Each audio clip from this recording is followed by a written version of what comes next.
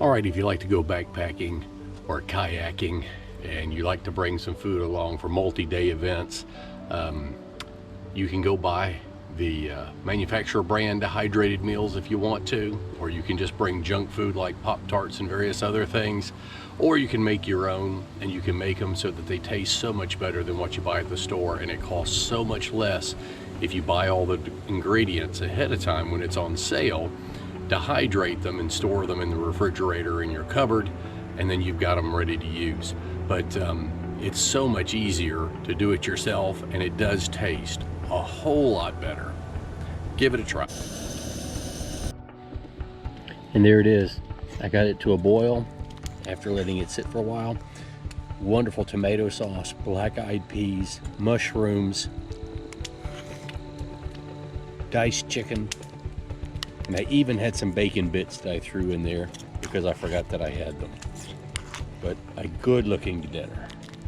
Really, really nice. Put the oil in the pot, it keeps it from sticking into the pot, and your cleanup is very, very easy.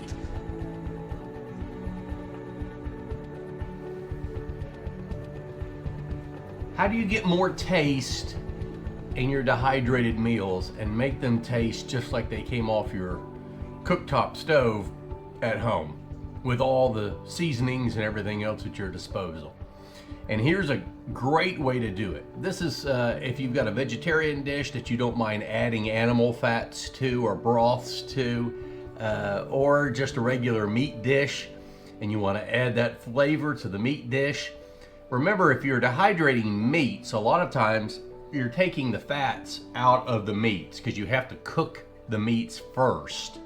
And that really takes a lot of the fat out of it. Well, the fat is what gives you the taste, the juices and the fats.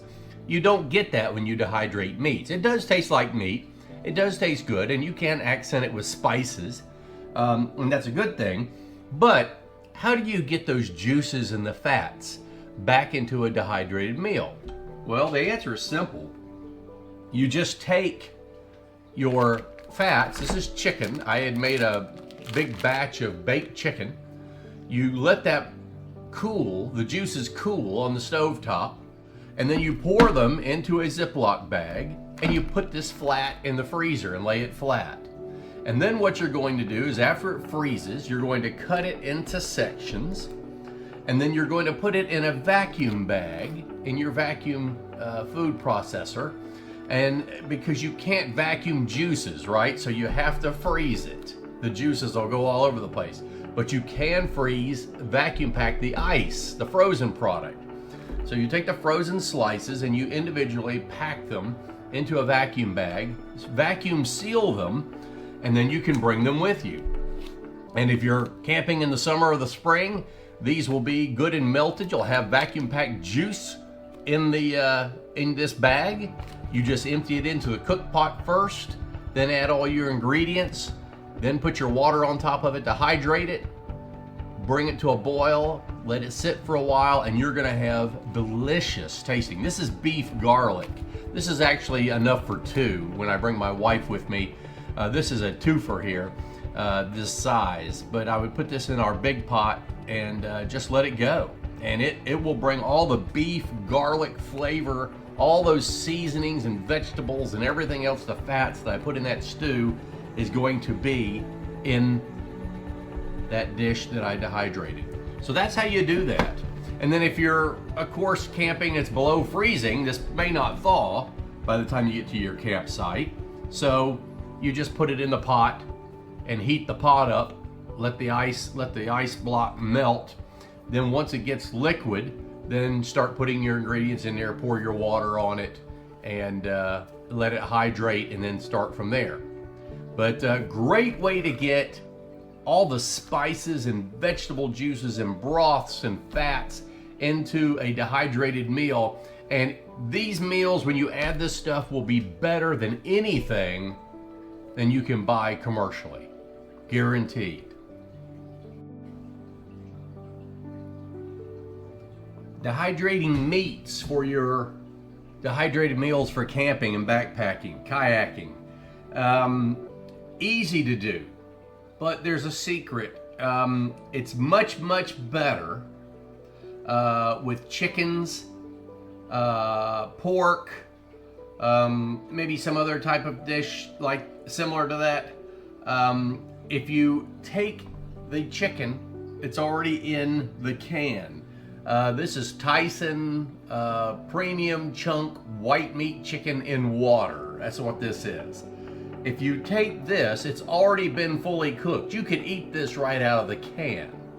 But the reason you'd like using a canned chicken is it's incredibly moist, so it's going to dehydrate better. If you're cooking chicken at home and it gets too dried out, the meat gets too dried out, you're going to have a very difficult time getting a good dehydrating process going, and it's probably going to be really rock solid hard, and it's not going to hydrate well when you get to the campsite. So the cans are always recommended. Now, beef, I get ground beef, and I put it on my flat skillet, and as long as it's a uniform size, the same thickness, I'll cook that beef, and then I'll cut it into strips, and I'll dehydrate it, and it works incredibly well.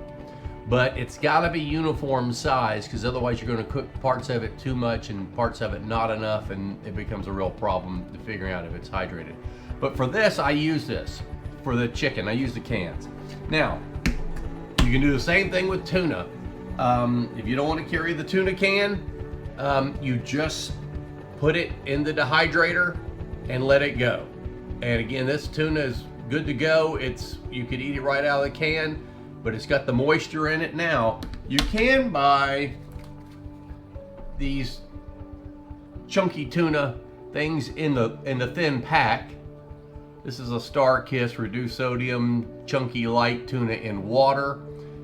Fresher tasting and no draining, it says. And it is. It's pretty much just the meat in a sealed bag. This could be an alternative to dehydrating tuna, and there are some chicken packets that come like this as well.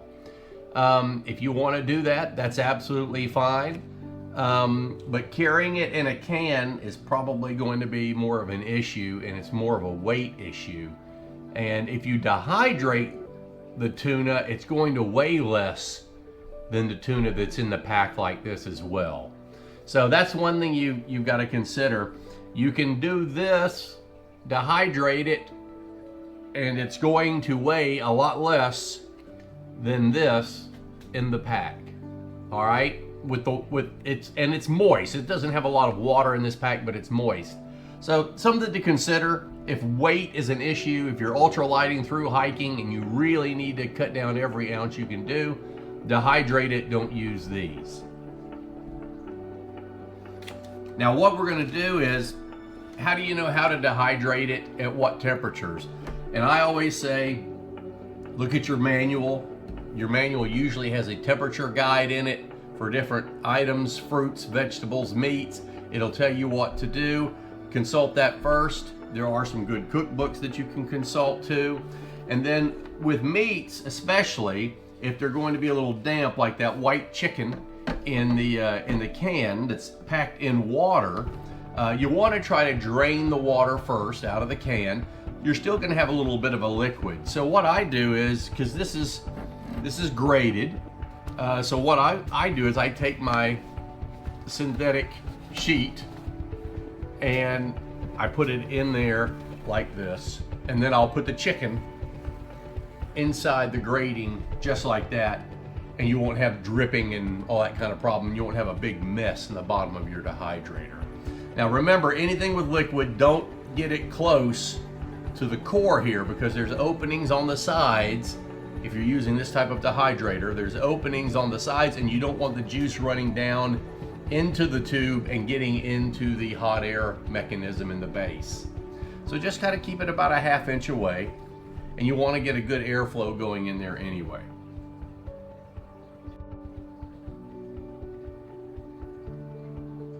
So this is 1 can of chicken out on the 1 mat. Now, of course, you're not going to get uniform size, all right? This comes in chunks. You got to do the best you can. If you get a big chunk, Just try to break it down into a standard size, which is similar to the other ones. Just do your best, eyeball it. And then it doesn't matter, remember, if you get them a little close at the beginning, because they're gonna contract once they start dehydrating. So that's what the chicken looks like. That's one can, and maybe this one's a little big. I'd break that in half maybe, and split it. And then of course, you've got to watch these. You're going to let it go for a little period of time, and then come back and check them. Some of the smaller pieces might finish before the other ones. You might have to pick those off. But that gives you a good understanding of what it looks like. That's one full can, and that's a 12.5 ounce can. Here's the tuna on the mat. This is 2 cans of tuna. And it's interesting, you can see a difference here. Pink, solid pieces in one can, darker, more chopped, shredded type of pieces in another can. So I put one can on one side, one can on the other side. This is probably going to dehydrate a lot faster. So I'll just have it together and I'll be picking the pieces off as it's time. Now, one thing you can do with the tuna that I like to do, I like to have the tuna with ramen or something like that. And you know, once this dehydrates, you can take your ramen out of the bag and put it in the same vacuum bag, or you know, if you're not going to hold on to it for a while, you're going to camp and just put it in a Ziploc bag. But you can put it in the same Ziploc bag or vacuum pack bag as the tuna. So you're reducing the amount of packaging that you're carrying, which is good because there's not a lot of trash to keep up with. And you're keeping all your meals together, which just helps remind you, if you're going on a multi-day trip, what you were planning on pairing together. So, you know, keep that in mind. You can put all your ingredients together, and if you want to, sometimes I like to keep mine separate just because I like to pick and choose what I want that particular day. But with tuna, I generally always do tuna with ramen, so I'll put them together.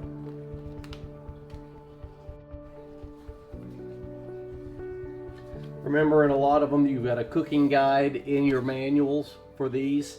Also, you can look in the cookbooks, but I'm going to do this. I've got it set for this particular one, 8 hours. And I'm going to do it at 160 degrees for 8 hours. And I'll be checking every maybe 3 hours after it first gets started, and then maybe every hour and a half after that. And I might have to be picking a couple of pieces off that are already dehydrated, because of course we don't have uniform size. So I'll go ahead and get that started, hit the start button, and we'll come back and show you.